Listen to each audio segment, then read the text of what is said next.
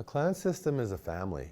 So when you look at the word Dodem, which means clan in Ojibwe, it actually means family. And so the clan system itself is a system of families.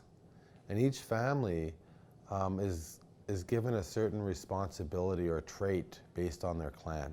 And that's what a clan system is. So for example, with my family, we're the fish clan. And so for us, our responsibility is to try and retain the knowledge of the sky and to retain the stories and the spiritual practices of our tribe. And so as Fish Clan, that's kind of what we were told as children, is keep your head in the sky. You know, watch the sky, learn the sky, and know the stories, because the whole sky is filled with stories and pictures. And so my grandfather would say, let's go out and we'll go look at the sacred site. And we'd go out and we'd look at a constellation. And he'd say, that's a sacred site hanging in the sky. And he would teach me about it. And so that was part of our responsibility as Fish Clan, to pass down these stories and information.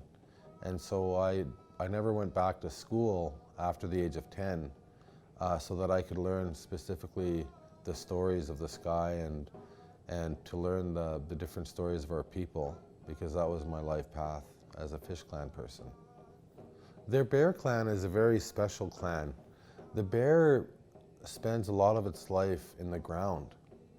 And so sometimes in the winter time, when I was young, we'd go find a bear den, and we'd actually see the air hole of where the bear was in the ground denning. And we'd put our mouths over that bear hole, and we'd breathe in that air that was coming out. And it stunk like bear, but that was to clean us out, because the bear is a very medicinal animal.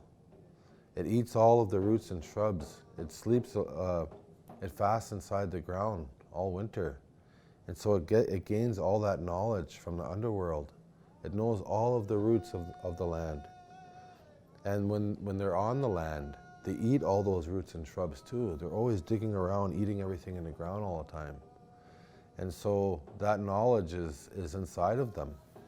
And so they carry that knowledge of the medicines and the plants.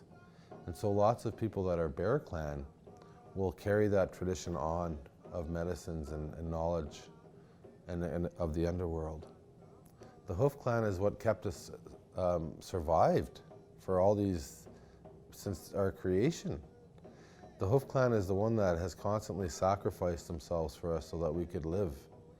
And so they deserve high honor and respect for our people, because they're so kind and humble, and they're so truthful in what they do.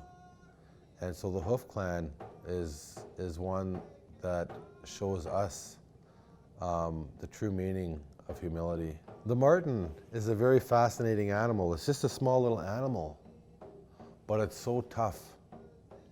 It can fight anything in the forest. It's a scrapper. But it's not just the scrapper. There's something about the marten's heart where it does things out of love too. So a marten will always protect its family and its area. And so the Marten clan are known as warriors. They're known as being protectors in that way. And so right now in today's world, in today's society, it doesn't mean just fighting. It means protecting maybe integrity, or maybe it's protecting the truth, or maybe it's protecting our responsibilities for old people or children or babies.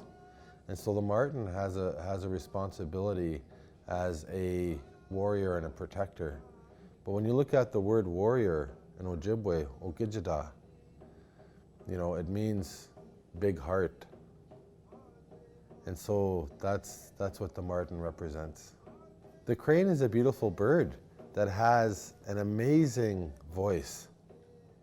You know, the crane, when it yells, what it does is it opens up its stomach, takes that deep breath, and then the muscles push on that stomach.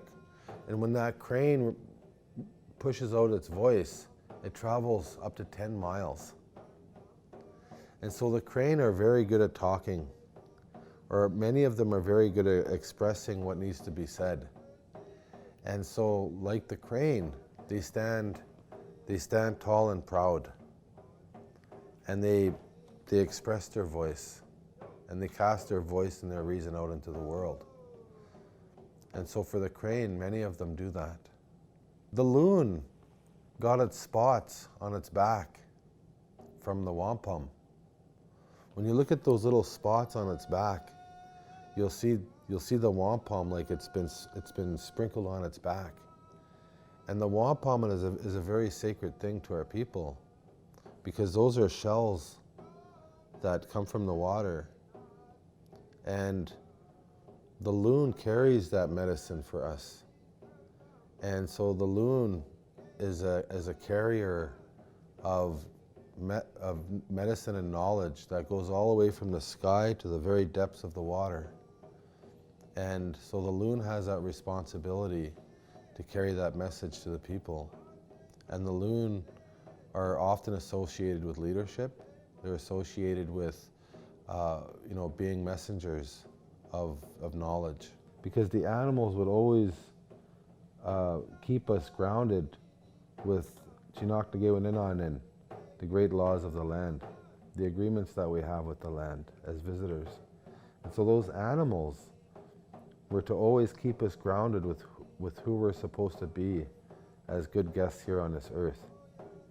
Because the animals will never let go of those laws. You know, the animals are our greatest teachers, really, because they know how to live with the land still. They still know those sacred laws.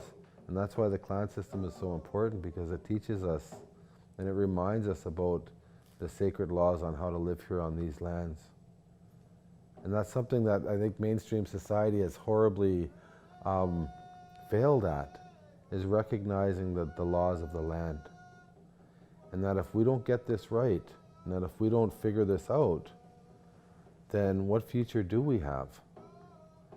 And so it's very important that these laws be exposed for everybody.